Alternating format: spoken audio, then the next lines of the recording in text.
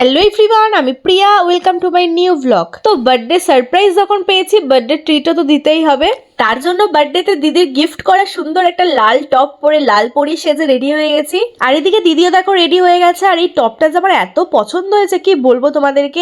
আমি তো অলরেডি টপটা পরে ফেসবুকে ছবি পোস্ট করেই দিয়েছি, আর সেটা দেখেও আমার কাছে অনেক কেউ হচ্ছে এই টপটার লিঙ্ক চেয়েছিল। বাট সত্যি বলতে এই টপটার কোনো লিঙ্ক আমার কাছে নেই। আমি আদৌ জানি না যে দিদি কোথা থেকে কিনেছে, আদৌ অনলাইন থেকে কিনেছে কিনা।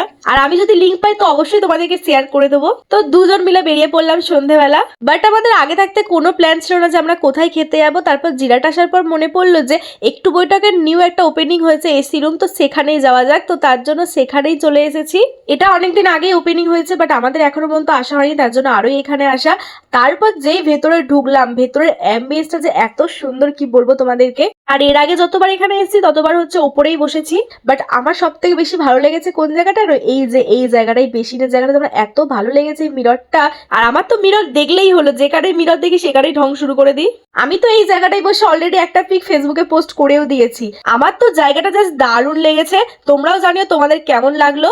আমরা তো চলে এসেছি, বাট আরেকজনের পাত্তা নেই। মানে আমার দিদি এখন বসে বসে ওয়েট করছে হচ্ছে মিরাদি কখন আসবে। আর আজকে মেনুতে কিন্তু আমাদের অনেক কিছু ছিল, মানে আমরা অনেক কিছু অর্ডার দিয়ে দিয়েছি। দেখো ফার্স্টেই চলে এসেছে হচ্ছে কাবাব আর চিকেন ললিপপ, যেগুলো দেখতে তো জাস্ট অসাম লাগছে। তারপর খেয়ে তোমাদেরকে টেস্ট জানাবো কেমন। আর তার সাথে সাথে চলে এসেছে মিক্স চাও আর মোমো। মোমো কিন্তু আমার খুব ফেভারিট, মানে আমি তো সব জায়গায় গেলেই মোমোটাই আগে চুজ করি। ফার্স্টেই খেয়ে নিয়েছিলাম কাবাব। কাবাবটা আমার মোটামুটি লেগেছে, আর মোমোটা ভালো লেগেছে।